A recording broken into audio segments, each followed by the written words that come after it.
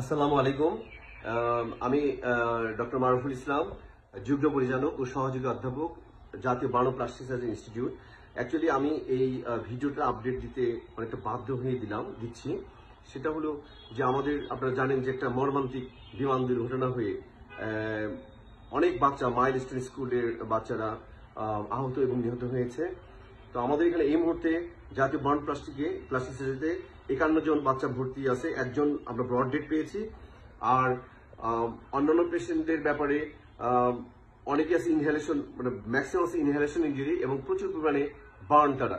তো আমরা যেটা দেখলাম যে হাজার হাজার ইয়াং ছেলে মেয়েরা যারা রক্ত দেওয়ার জন্য আসলে উদ্গ্রীব, তারা আমাদের বাচ্চাদের রক্ত দেওয়ার জন্য আসছে।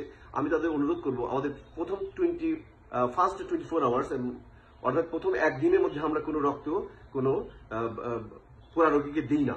এই জন্য আপনারা দয়া করে কালকে সকাল 8টার পর আসবেন। আমরা নেগেটিভ ব্লাড স্যাম্পলিং করে রাখছি বা তাদের নাম্বারটা নিয়ে রাখছি।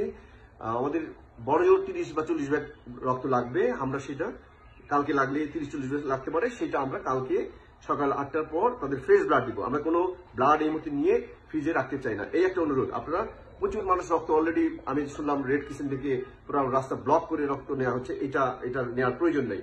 আমরা অ্যাজ এ স্পেশালিস্ট বা সুপার স্পেশালিস্ট যেটাই বলেন না কেন, আমি এই অনুরোধটা আপনাদের কাছে রাখতে চাই, কারণ আমরা এই রক্তটা নিয়ে ফ্রিজিং করবো না, আমি ফ্রেশ ব্লাড দিতে চাই। এই একটা বিষয় হলো। আর একটা বিষয় হলো যে আপনার অত্যন্ত আন্তরিকতার কারণেই আমাদের অনেক অ্যাডভাইজার স্যার ম্যাডামরা চলে আসছিলেন।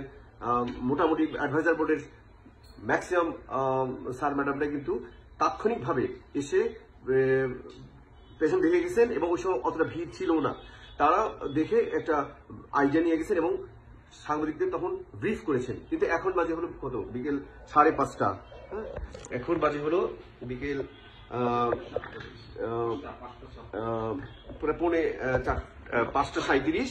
এখন হাজার হাজার মানে কি এখানে এত বেশি মানুষের ভিড় হয়েছে যে আমাদের ট্রিটমেন্ট দেওয়ার জন্য কিন্তু এটা একটা অনেক কঠিন দিক। এই জন্য আমি অনুরোধ করব, সবিনয় অনুরোধ করব, কোনো রাজনৈতিক নেতৃবৃন্দ বলেন, অথবা উচ্চপদস্থ কোনো কর্মকর্তা কর্মচারী বলেন, অথবা ছাত্র প্রতিনিধি বলেন, অথবা যারা আমাদেরকে অত্যন্ত ভালোবাসেন, এই ভালোবাসার দাবি নিয়েই বলছি, বা বাচ্চাদের প্রতি যারা ভালোবাসা, এই ভালোবাসার দাবি নিয়ে বলছি, আপনারা দয়া করে হসপিটাল থেকে দূর থেকে খোঁজ খবর রাখুন, কিন্তু হসপিটালে আসেন না। তাহলে এটা খুবই মানে ট্রিটমেন্টের জন্য অনেক সমস্যাই হচ্ছে।